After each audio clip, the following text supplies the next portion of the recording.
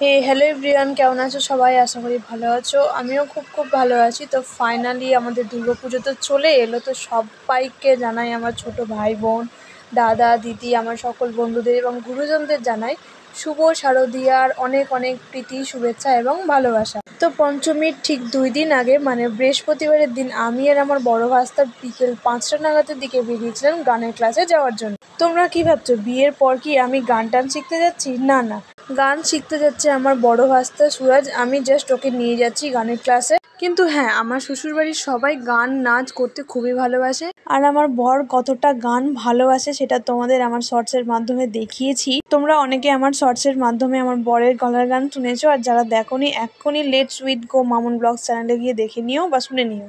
তারপর 10 থেকে 15 minute journey করার পর আমরা চলে এসেছিলাম গানের টিচারের বাড়িতে, কিন্তু এসে কোনো লাভ হয়নি। শুধুমাত্র আমাদের আসা যাওয়া আর খাওয়াই হয়েছে। তো কেন আমরা গানের ক্লাসে এসে ঘুরে গেলাম সেটাই তোমাদের বলি।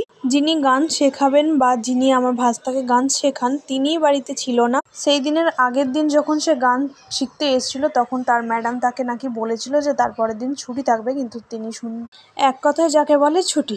তো সেখান থেকে বেরিয়ে আমরা চলে গিয়েছিলাম একটা চাউমিন রোলের দোকানে। সেখানে আমরা হাফ প্লেট করে চাউমিন নিয়েছিলাম। চাউমিনটা খেতে একদম নতুন ভাব বা নতুন ছিল না, একদম পুরনো গন্ধ করছিল।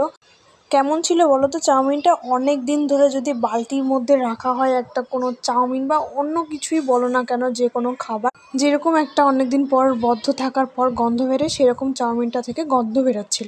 আর দোকানটাও অনেক দিন পর সেই দিন প্রথম খুলেছিল, আর সেই দিনই আমরা চাউমিনটা খেতে গিয়েছিলাম। সেই জন্য পুরোটা খেয়ে নিয়েছিলাম। খারাপ হয়েছিল, তবুও দাম 30 টাকা করে নিয়েছে। আর 30 টাকা মানেই আমার কাছে 3000 টাকা, নষ্ট করা একদমই যাবে না। থেকে কয়েকটা দুর্গাপুজোর প্যান্ডেল আমাদের বাড়ির কাছে আশেপাশেই দেখে নিলাম। তো পরে তোমাদের শর্টসের মাধ্যমে ঠাকুরগুলোকে দর্শন করাবো, আমি নিজেও দর্শন করবো। এখনকার মতো আসি, দেখা হচ্ছে নেক্সট অন্য কোনো মিনি ব্লগে।